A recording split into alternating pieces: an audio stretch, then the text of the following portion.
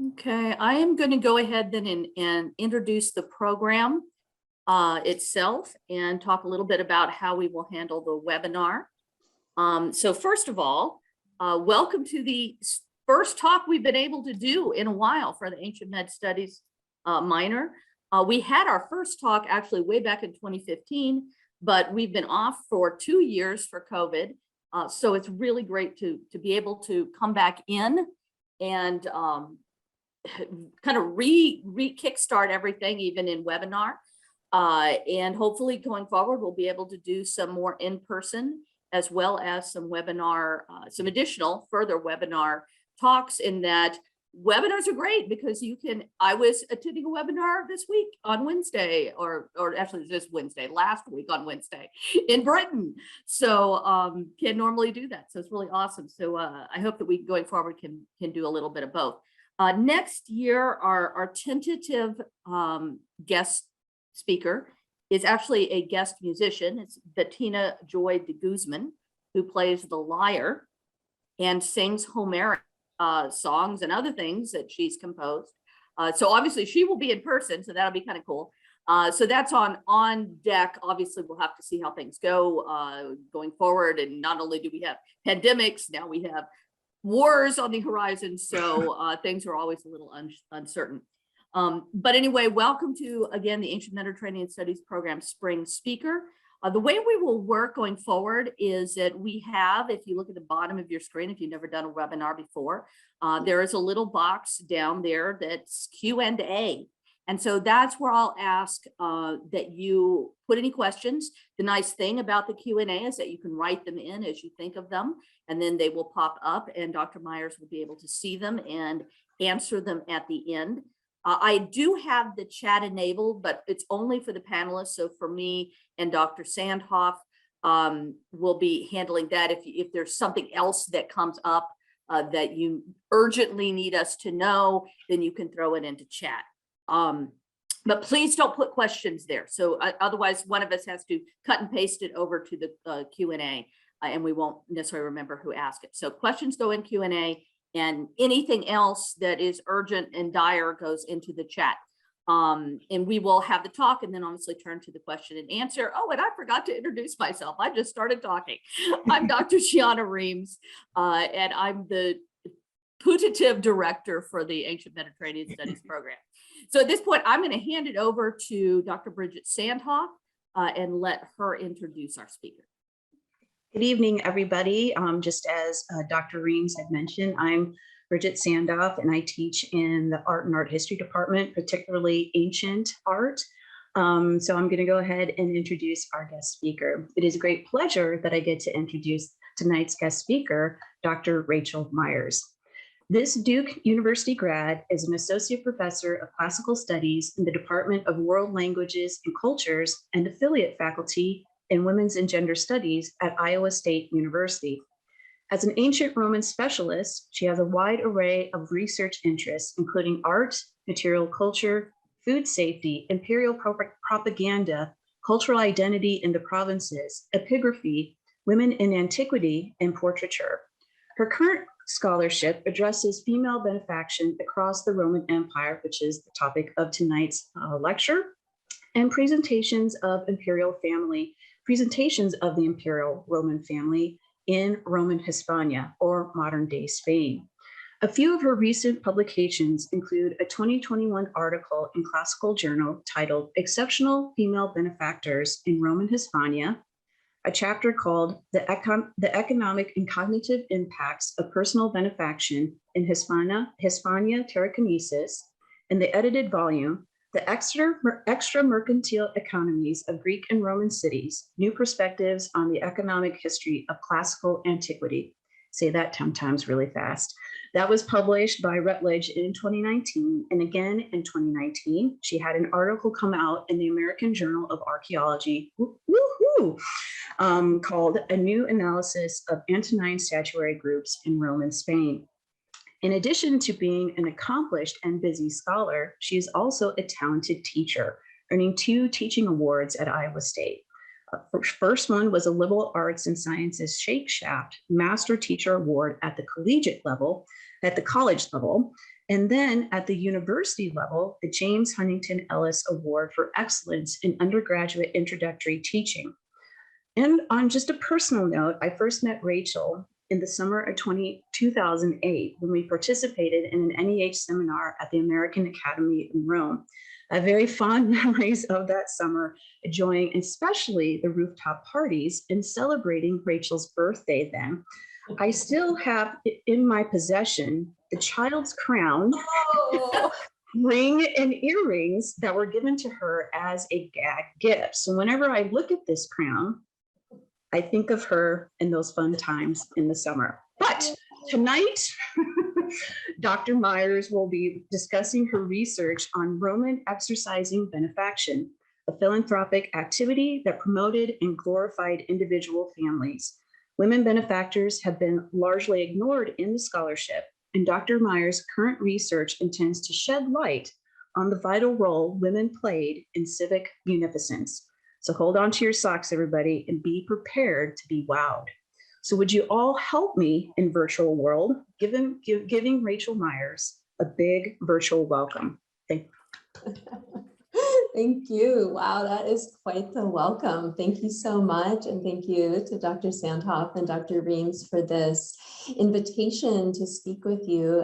Last summer, when we first started organizing this, we were hoping that it could be in person, but there are some benefits to doing these webinars as well, being able to give them or attend them and not have to be physically present. So in any case, yeah, I am always happy for the opportunity to talk about my research. This research on female benefactors in particular is something that I've been working on for a number of years. And we'll definitely have time at the end for questions. So certainly if anything comes up while I'm speaking, go ahead and put it in that Q&A, as Dr. Reams said, and I will get to questions at the end. So what do I mean by benefaction is possibly the first question, just to clarify a little bit more, because in the study of the Roman Empire, the word benefaction can be used in a couple different contexts. Sometimes we hear about benefaction in the context of the patronage relationship between patrons and clients, someone who is of a wealthier and higher status, who is kind of mentoring, taking under their wing, someone who is of a lower status. And then we can also think of the word benefaction as in supporting a writer or an artist in the, as they produce their art. However, in the scope of my work, the way that I use the word benefaction is to refer to a variety of philanthropic activities. And I, as a little side note, I kind of hold off from using the word philanthropy because, the love of mankind was not always the biggest motivator. As I will kind of get to here. So as far as benefaction in my work, I have categorized the different types of gifts, such as financing construction projects and public works, such as temples, other buildings around the forum, theaters, amphitheaters, so different entertainment venues, also decoration to existing buildings, and even renovations was done, and that fits all under that category. Under the category of goods, this is a little bit more of a hodgepodge here, but a variety of gifts that could include the actual entertainment, so different types of games, whether they were athletic games or theatrical shows. I also group in here very expensive statuary, not the everyday kind of statuary, but I'll tell you an example of what I mean, what I like to term the fancy statues. And then another big category is simply cash. So endowments, bequests are part of this cash category. There are one-time handouts that are called sportuli, and this was typically just a few coins that could be given out to a certain segment of society. Usually these were done in conjunction with a banquet or some other kind of entertainment. It wasn't usually just the only type of gift. So these different acts of benefaction were given for a variety of reasons, that's for sure. Although generally we don't know why. We're left in the dark as to the particular motivations of most benefactors. Their reasons were not recorded, but there is one underlying thread to this practice of benefaction, and that is wanting to be noticed within one's community, to achieve and to maintain a level of standing. Roman society, if you have taken some classes in Roman culture at all so far, then you probably know Roman society was really based on a hierarchical socio-political system, but one that did allow for opportunities for social mobility. The nobles, of course, desired to maintain their elevated status, while others attempted to carve out space for themselves with their newly acquired wealth. So I try to use more neutral terms than just upper class, lower class, just the wealthy. I borrow a term, the financial elite, from Emily Hemmelrich, whom I'll mention again in just a moment, because she's done a lot of research in the area of women in the Roman Empire. And she uses this term, financial elite, to describe donors because as her research, as my research, as others have shown, it wasn't just the wealthiest of the wealthy who gave these sorts of gifts. There was, quite a bit of variety actually in the donor class, the financial elite. And they all wanted some of the same things, to sponsor different projects, to give different kinds of donations, to assert their place within their community. One other little bit of kind of preliminary information, I wanted to explain how I got to the topic of benefaction in the Roman Empire.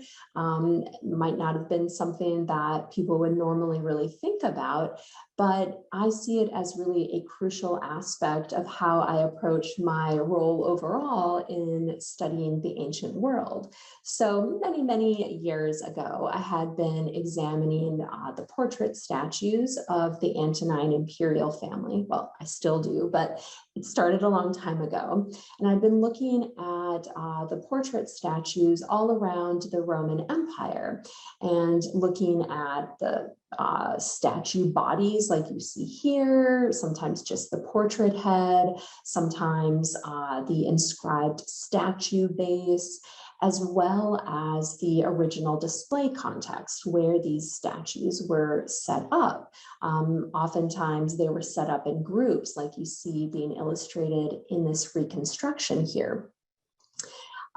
Everything goes together. All of these different pieces go together when we have all of that information. If you just study a portrait or a statue body or an instance of architecture, you're only getting so much out of that information. When we combine these different pieces of evidence, then we're learning more about the subjects of those portraits, about the city or the town.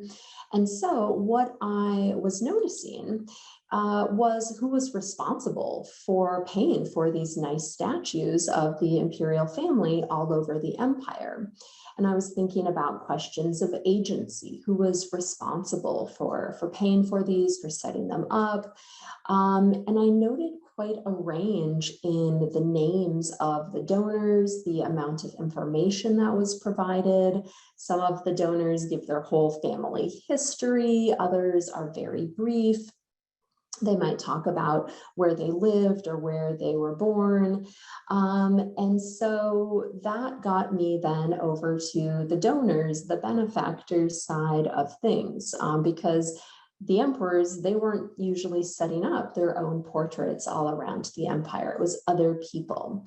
So in my research, I continue to study both the portraiture and the portraits themselves, the display context, but I also have this other part of looking at the donors, and my various projects kind of combine different pieces of these areas.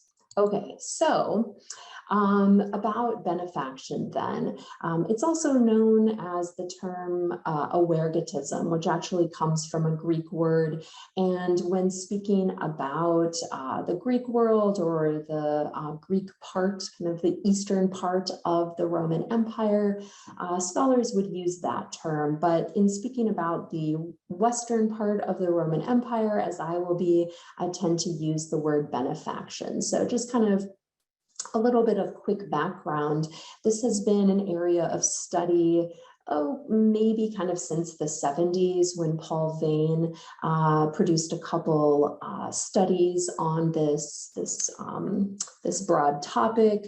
But then, you know, as more and more scholars were looking at this practice in the Roman Empire, you know, ideas change. There are some who have been very specifically looking at particular regions of the Roman Empire.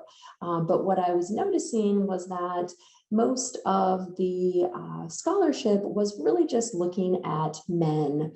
Riet van Bremen has looked at women in the eastern part of the empire, and then Emily Hemmelrich, whom I mentioned a few minutes ago, was really the first who looked at various roles that women had in the Roman Empire, and it has really been a source of inspiration for my own work. As far as how I do my work, what kind of evidence I rely on, I use a whole lot of inscriptions, Latin inscriptions, on bases like this one that were for the statues. Sometimes I have the statue bodies, heads, but very often it's the inscriptions, which give us certain kinds of information that we don't get from the portraits or from the bodies themselves. And there are a number of Roman authors who also talk about this practice of giving, kind of the motivation behind it, what sorts of gifts are better donations to give.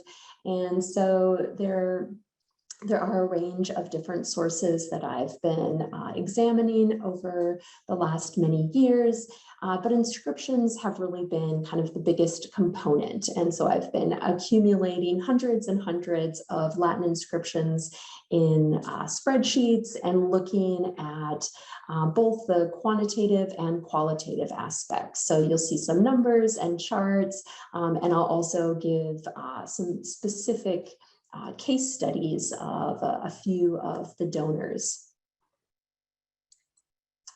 So one of the big questions that I had when getting into this area of benefaction was whether, as some scholars had suggested, women were making benefactions more often with their family members, such as a husband, a father, or any other family members, or were they making these gifts on their own? Because the publications that I had been seeing suggested, without really any evidence, that women most likely, most frequently, were part of group family donations. And I thought, well, I don't know, let's see about that. Okay, so this chart here shows the distribution of these big categories of benefaction. And this is the female sponsored. So taking my corpus, hundreds of inscriptions from the Western provinces, 17 provinces, I think, in the Western Roman Empire, and breaking it down by these big categories. So you can see that architecture is by far the biggest category. Banquets were also very popular, and these cash handouts that often accompanied other donations as well. So let's talk about one of these architectural donations. We have the inscription that I've got here for you, the original Latin as well as a translation. It was a statue base for a woman named Bibia Crenita. The statue itself doesn't survive, and I think the inscription has in fact been lost, as what often happens, but at least it was transcribed before that. So it was found in the Roman town of Aruki, and it informs us about her very large donation. So you can see here in the translation that Bibia Crenita, she was a daughter of Gaius from Torrobriga. Torrobriga was essentially just like the next little village. Most people consider Aruki and Torrobriga really like almost the same entity. So she donated a temple of Apollo and Diana at the cost of 200,000 sesterces. Now, it's really, I'm not an economist to tell you exactly how much that might be worth today. And in fact, you know, it's pretty complicated to know how much that might be worth in our money today. But I will tell you that it's a lot of money, and I'll give you a bit of context in just a moment. And then it talks about the inheritance tax. This is still have taxes like this. There was 5% of this had to be given over to the Roman treasury. And then she, as part of this, she also gave a banquet. Okay, she orders the temple to be built, and she also orders a statue of herself to be set up, probably within the precinct next to the temple.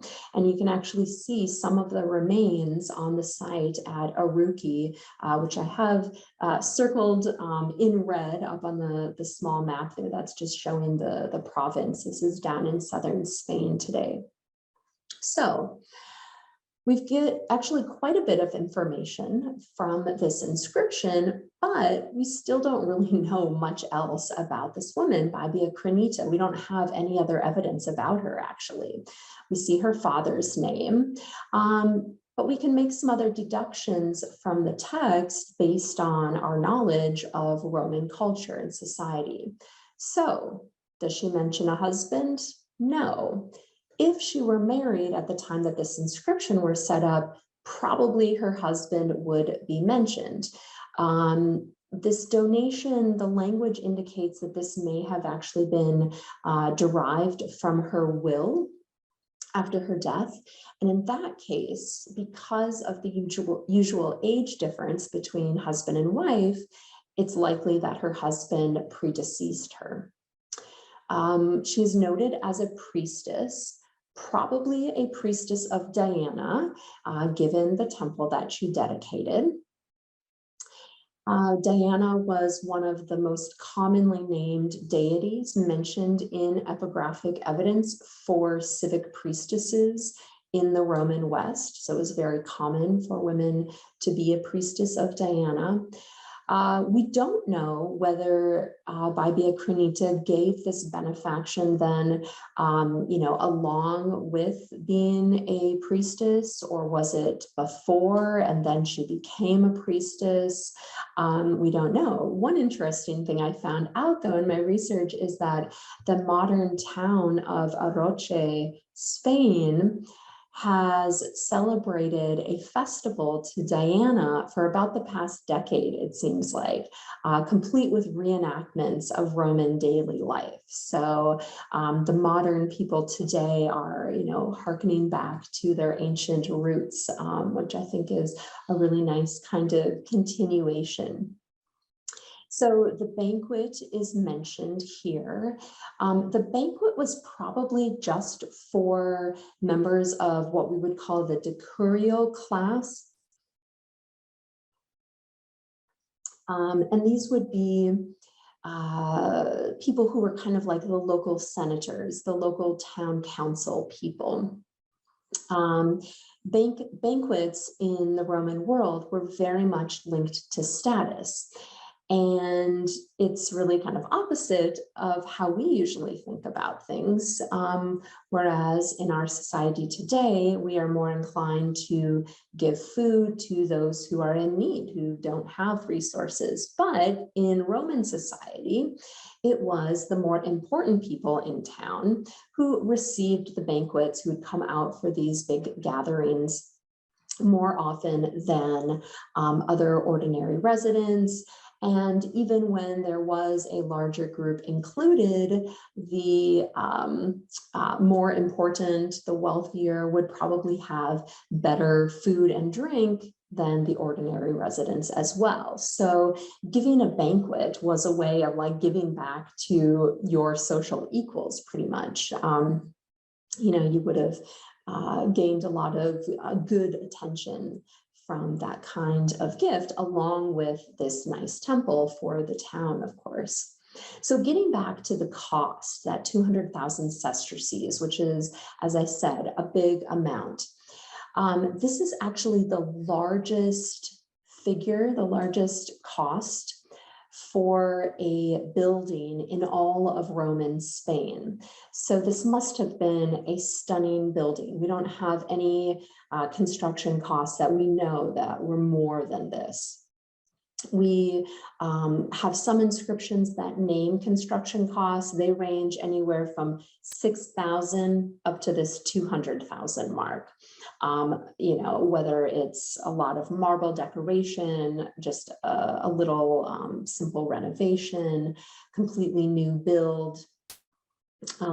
There is a whole set of data from Roman Africa, the provinces of Roman Africa, and there most buildings cost less than 100,000 sesterces. So as I said, this was a very expensive, it must have been a very lavish temple when it was built, and Bibia Crenita, though we know little else about her, definitely made her mark on this town.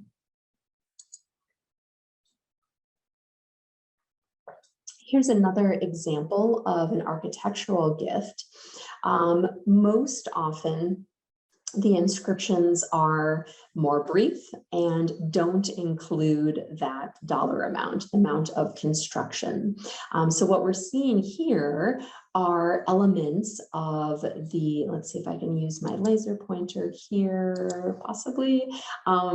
These elements right here in front are the ancient elements from a temple to Mars that was dedicated by a woman named Domitia Vetilla in the middle of the 2nd century in the Spanish town of Augusta Merita, which is modern-day Merida. And there is a detail of the inscription. If there are any Latin students there in the audience, you may be able to pick out some of the words. It says simply, Marti Sacrum Vetilla Paculi. So we just learned that Vetilla, the wife of Paculus, made this shrine of Mars or temple of Mars. So here we learn that Vetilla was married. Here, kind of the shorthand way in Latin inscriptions is just to put the husband's name there after his wives. And we actually know a little bit more about these people from some other inscriptions. So that would be kind of a more common type of inscription. And it's really interesting how these remains have been built into this 17th century basilica.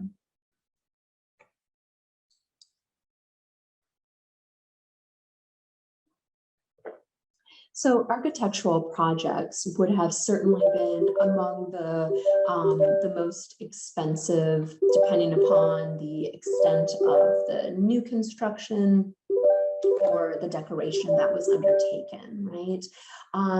Just a couple other quick examples here. Batria Fortunata not only financed a temple, but then she also gave sportula to the decurions and a banquet to the people of the town of Suga in Africa Proconsularis. Then this, one of my fancy statues here, the example of Bibia Modesta. So Roman statues, they were ubiquitous, right? They were all over Roman cities. And here we're talking mostly marble and bronze statues. Well, those, we would have way too many to count those as a benefaction. They're a little bit different. But this statue here would have been extremely costly. So the amount of silver that was used, so silver, not very common material here for statues, 132 pounds of silver was used to make a statue to the goddess Victoria Augusta. And not only was it made out of silver, but then it was just adorned, it was dripping with jewels and other kinds of gems and everything. I've actually only put up some of the items here, the pearl earrings, sapphires, this gold crown. It would have been possibly blinding to look at out in the sun in Italica. And so because this is a very costly, possibly up to 50,000 sesterces, I include this as a type of benefaction. Clearly, Bibia Modesta is drawing attention to herself with this type of donation. There were, I don't have other specific examples of some of the infrastructure projects, but things like roads and walls, these are usually done by the cities and towns themselves, but we do have some examples where people might pay for a stretch of road or a wall. But one of the other types of benefactions, it is architectural, but a little bit different. And here I'll bring in an example of a woman, Bibia Crenita, who did give this benefaction together with her husband. So moving over to far north Italy, in Novaria, what we have here is that Bibia Crenita seems to have supplemented the donation that her husband had started. So he had set out some money for the baths in their city. Apparently it wasn't enough, and then she in her will left an additional 200,000 sesterces. So this is one type of joint dedication, although they came at different times. It still kind of can be considered a family project. All right, so those are a few specific examples. Let me now show you a few other graphs here with some numbers.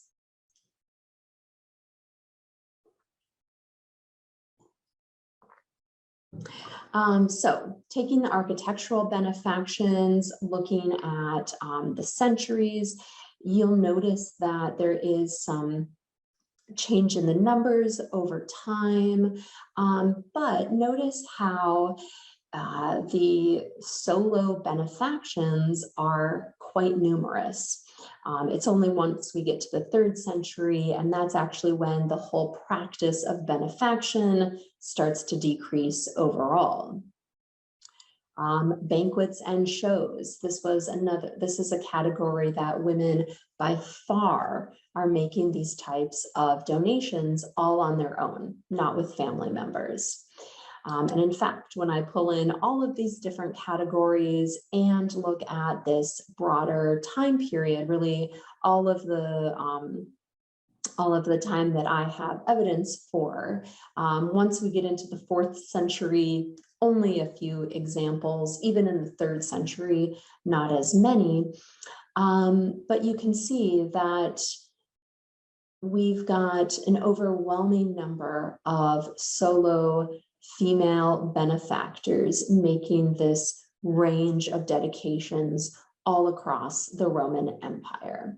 So, what I was able to find out is that, in fact, women did sponsor many more benefactions on their own than with others.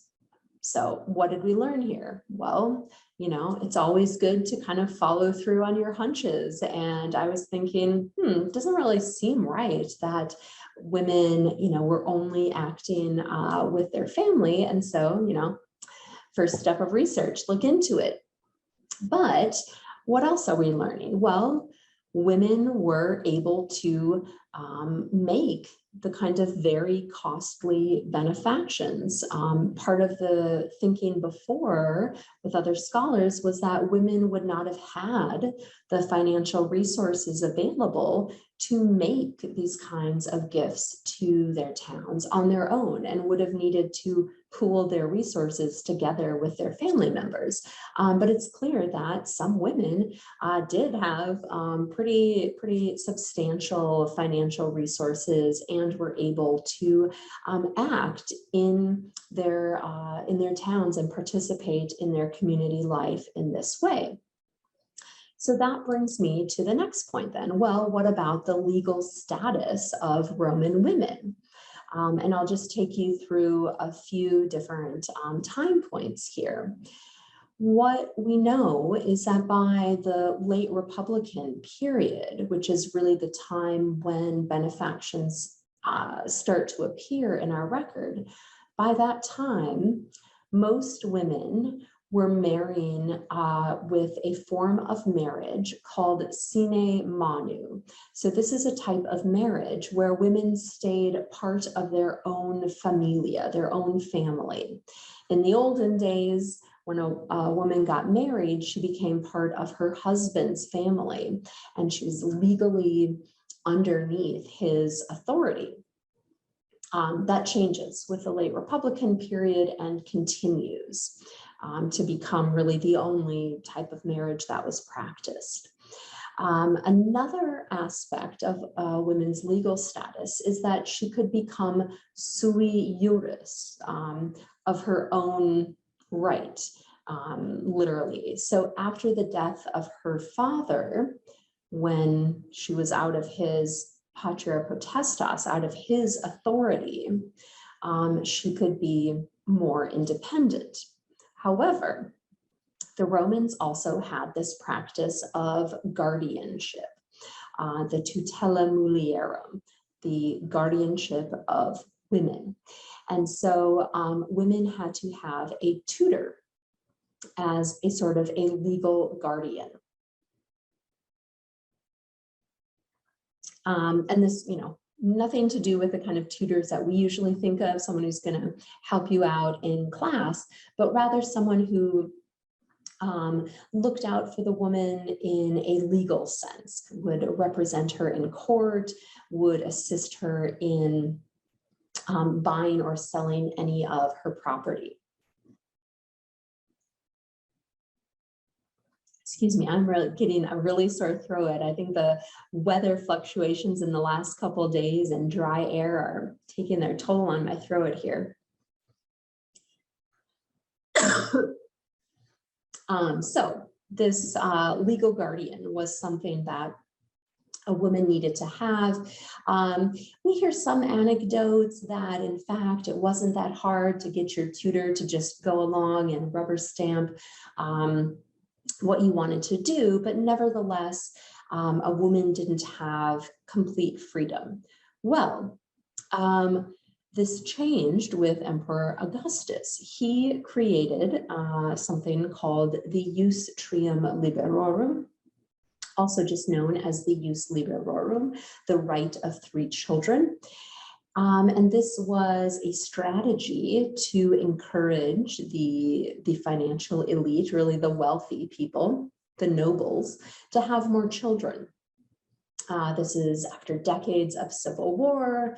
Lots of people have died, and Augustus is trying to increase the ranks of the noble families. So if a woman had 3 children, she was able to get rid of her tutor. And she would be able to have the freedom to make a will, buy, sell any kind of property that she might have. She would have been in much greater control of her own finances.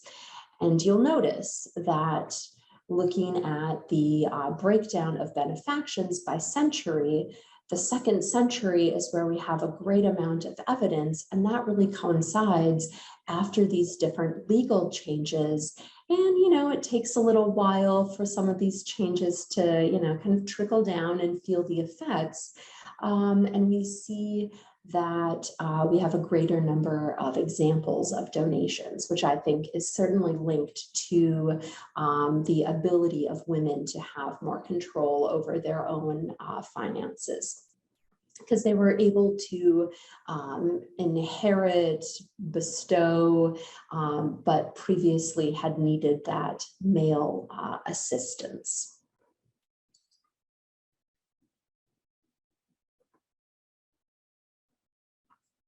There is some regional variation.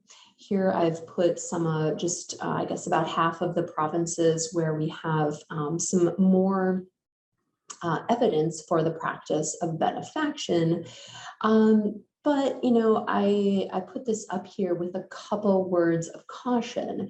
And one thing is, in Italy, there has been a lot of excavation. There has been a lot of publication of those excavations, a lot of material there.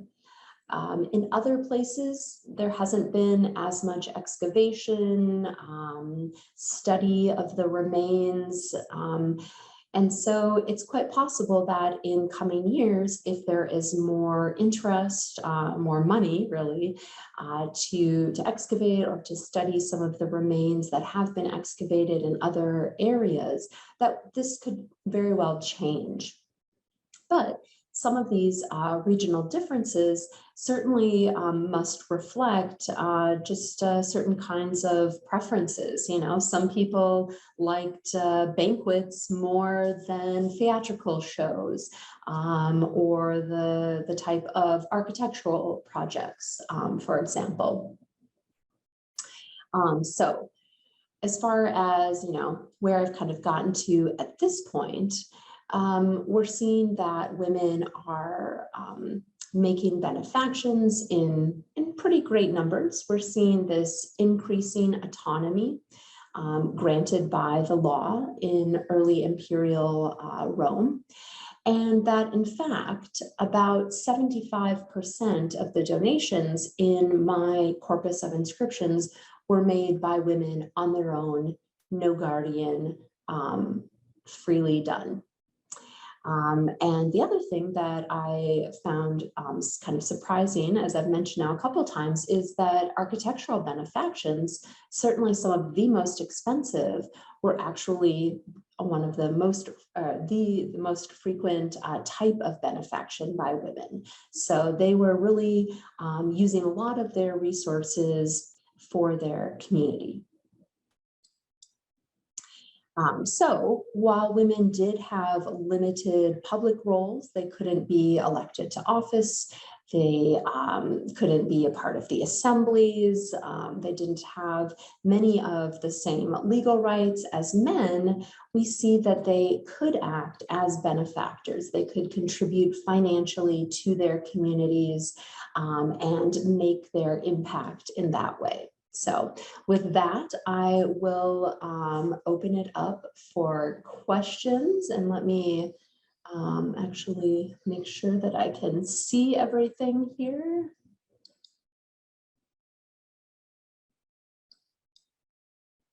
Okay.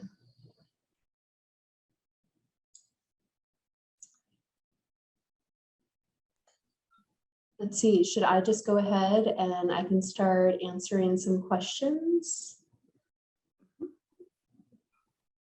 Yes, absolutely. We have at least showing up 2 so far. So take it away, Rachel. Okay.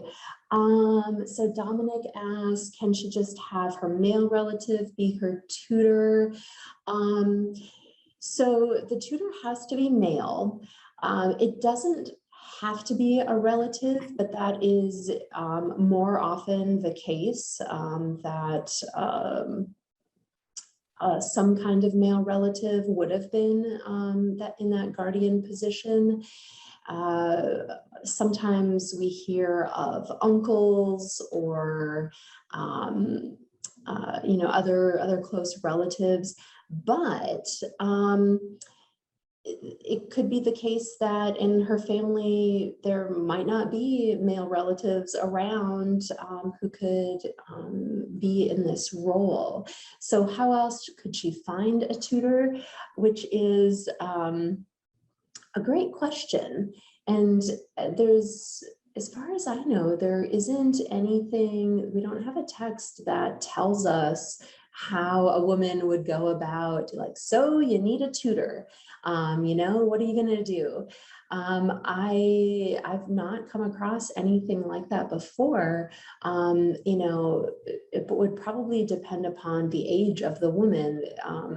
If, a husband, a father would find some kind of family friend. The interesting thing is that the tutors didn't actually have to be that knowledgeable of the laws themselves. A lot of people wouldn't have been that knowledgeable about the laws, and would have known generally what women were allowed to do or not do. And that's kind of the biggest component, at least of this.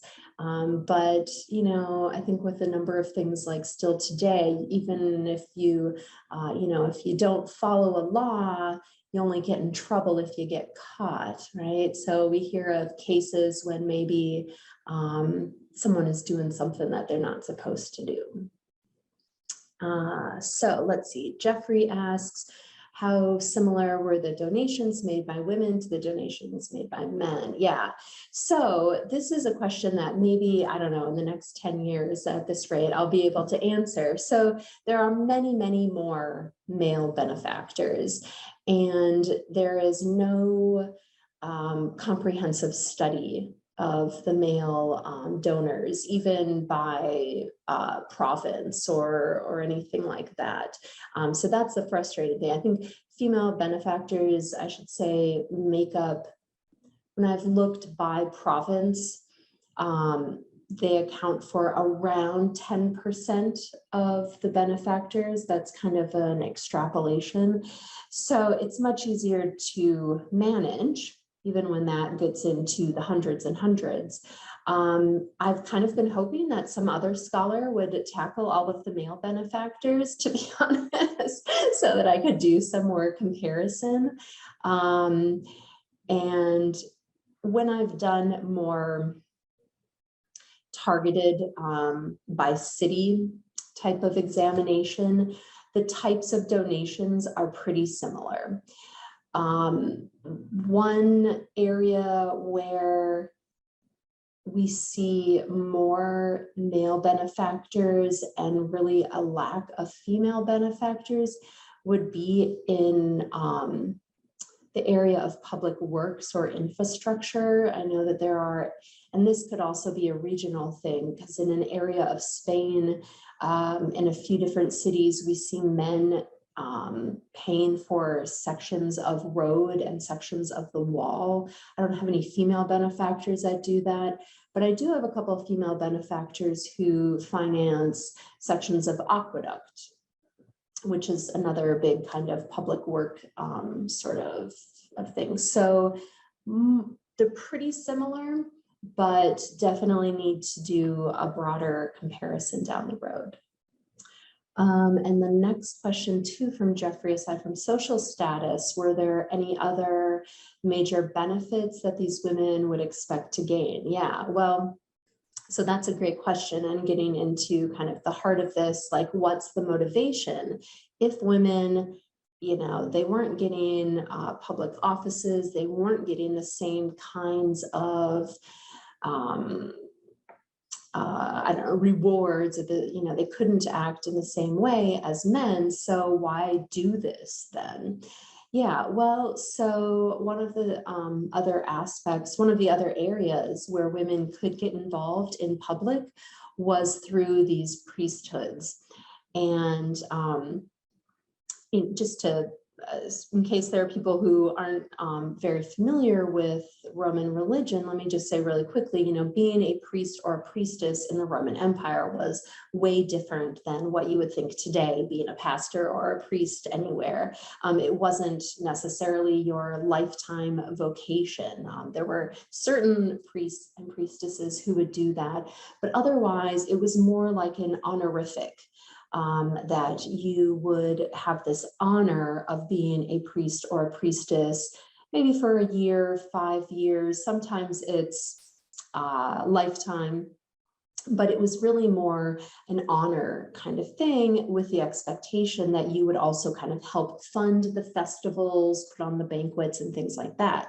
So these two are often connected, but chicken and the egg, we can't tell very often if a woman maybe donated several banquets during her lifetime and then was given a priesthood, or was a woman the priestess of Diana, and this was a great honor to her, and she also decided, oh, I'm going to dedicate some statues and let's improve their temple or something like that. So that's another area that maybe you as a woman could get recognized and involved in these different priesthoods. And I mean, although I discounted, like, it's not necessarily for the family, there is still that family aspect, that something that Bibia Crenita did still reflected back on her family and could increase the whole family's status and prestige. So those are kind of a couple of the major benefits that women could receive through their donations. Mm-hmm. And Dr. Hutt has a question. Okay, let's see. A lot of diversity over time in geography related to female benefaction. I'm wondering what you think the major differences are between what you see in the sources that you were looking at, and in Jewish synagogues and early Christian communities. Okay.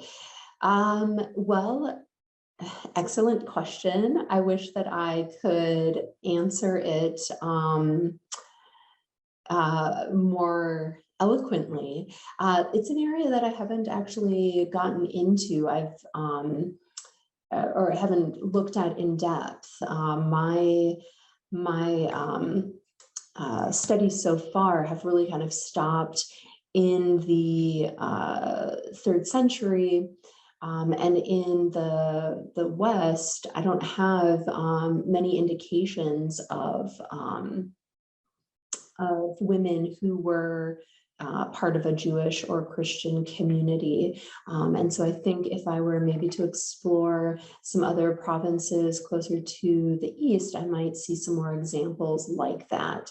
I think that it is one of these aspects of classical antiquity that we see continuing through Christianity. I mean, I think still today, I have a friend in the finance world, and she's actually done research looking at modern donors and some of their motivations. And, there are still a lot of the same kinds of motivations, like, why do you give $5 million to the football team? It's so you can have your name on the stadium or whatever, right? So, you are doing something good, but you're also getting that kind of thing back. And, I don't really know how the religious aspect might play out differently.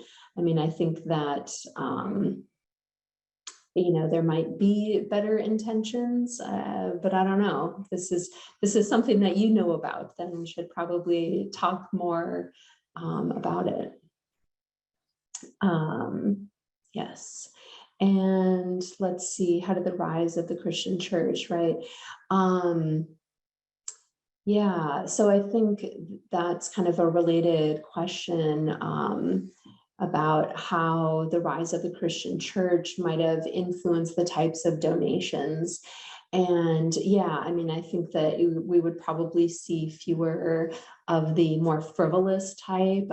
Cicero and Seneca talk about, things like games and entertainment are, and even banquets are really like frivolous donations, and you should be focusing on things that are going to have a longer impact, and restore older buildings. Don't just build completely new.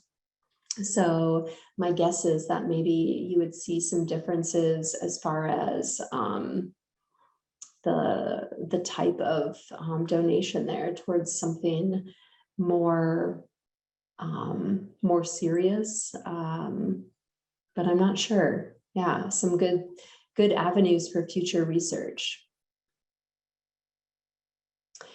Status of women as widows, right?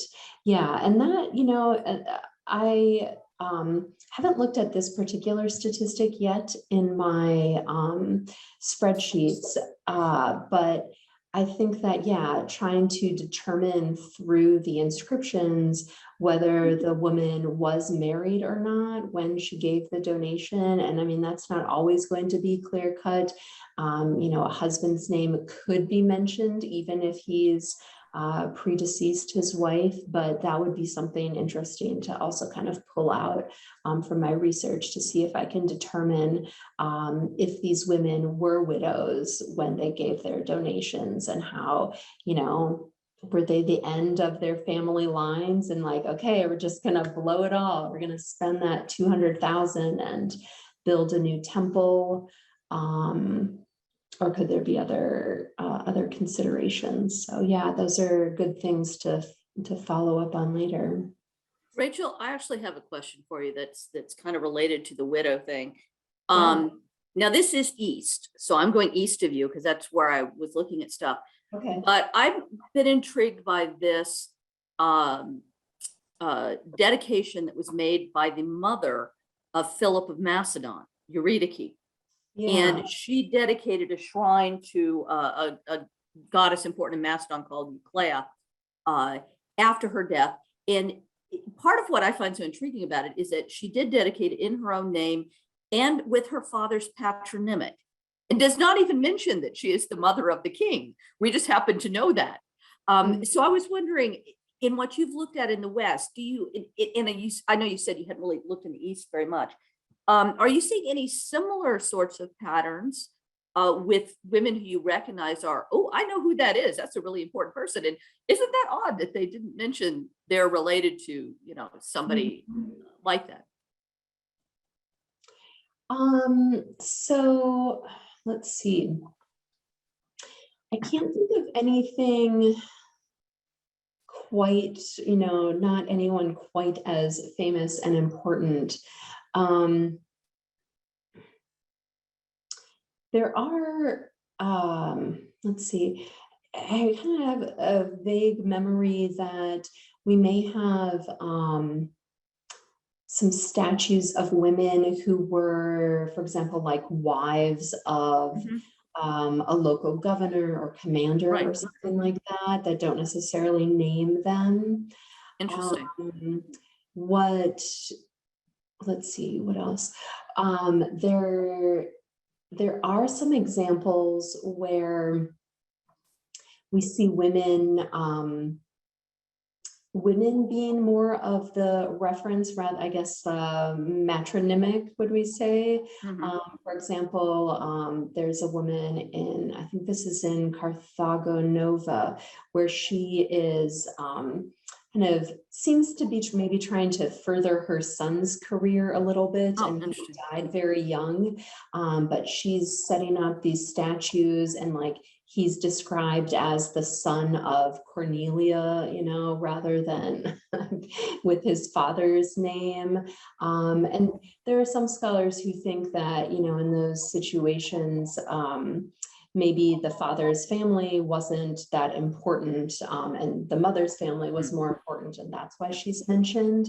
So it's different than that, that example. That's something that I'll have to look at more as I kind of get into who some of these women are, and if there are any instances where they've kind of left out the obvious. Yeah, that's interesting. Thanks. Yeah, sure. Let's see, we got another one here. Oh, is there any evidence to suggest that any of these donations were made by men using their wives as a way to disguise the source of the donation? No, that sort of evidence would be pretty hard to come by, I would say. I think that it would be, well, I'm not sure how a man would have gone about doing that exactly. I think that because to make a donation, to have a statue set up in public or to do anything, you would have to get the permission of the local town council. And, you know, I think it would be pretty elaborate. I'm not sure what the end goal would be. I'm not sure why a man might want to disguise the source of the donation. Most men would want to get that kind of recognition themselves. But no, I've not seen anything like that. Right. Well, if there's any others out there, we'll take them. We're a little past 8 o'clock. You can also use the raise hand function. Okay, going once, going twice. All right, everybody give Dr. Meyers a big thank you for being here. We appreciate it. Yay. Thank you. And thank you for attending. It's been, oh, we've got one raised hand. Wait, one more. Kate, I'm going to allow you to talk. Hi, it's me. Hi. Thank you so much for the really fascinating lecture. I really enjoyed it. So my question is, I'm also a Romanist, as Dr. Reams likes to point out to me all the time in class. So, and I also really enjoy learning about women in history. So my question is kind of how many, if any, inscriptions or benefactions have you found from women that kind of made their money through sex work? That is to say, like women who became very, you know, like high priced, you know, quote unquote prostitutes, or maybe they, you know, they weren't of high enough status to marry their, you know, their boyfriend, and they were just his concubine. They were kind of like common law married. Or would you say most of these dedications are by women who were born into wealthy families themselves? Wow, that's really great. I'm actually going to be talking about prostitution tomorrow in my class in sex and gender. So well timed. Yeah, you know, that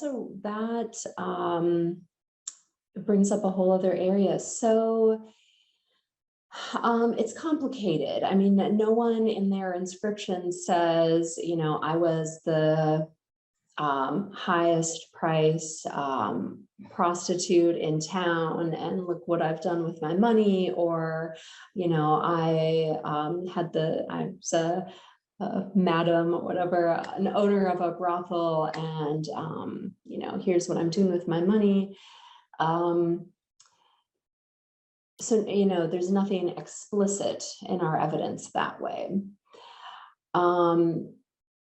We do have inscriptions where we cannot tell the class, the status of the individual, the donor, because we don't have enough information, or it's very fragmentary. You know, I've given you some pretty nice examples. Oftentimes they're very fragmentary. We have part of a first name and you can tell a little bit about what the donation was, and we're missing a lot, or they're just very simple and they don't really list any other family members, and often we can't tell just based on a name, you know, what their life station was. So, just looking at names isn't always a good indicator either. I don't know if legally a woman who was, or, formerly or at that time was a prostitute could have been accepted in Roman society to be able to contribute to the community in this way.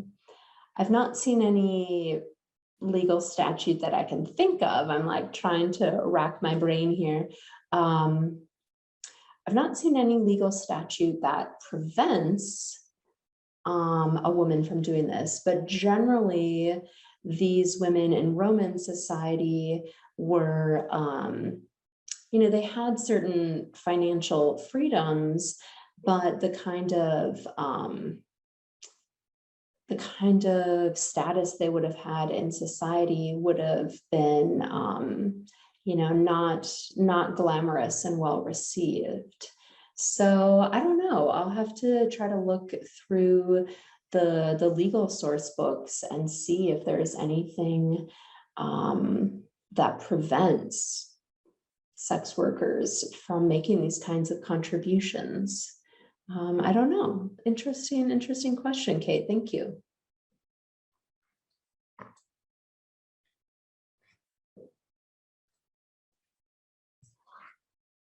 Maybe I need to unmute myself. With that note, very interesting question.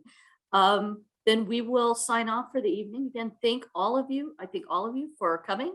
And again, excellent talk for Dr. Meyers.